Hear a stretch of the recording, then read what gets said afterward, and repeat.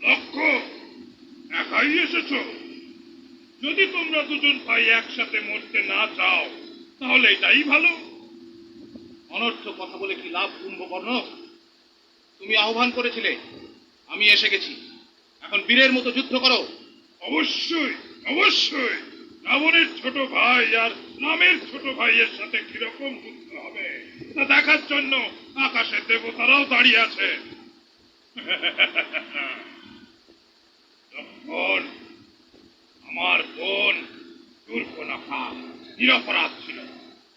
তুই যে হাত দিয়ে ওর নাক কেটে দিয়েছিস, আজ আমি ওই হাত কেটে ধরিত্রীর ওপর ফেলে দেব, তাহলে আমার মন শান্ত হবে।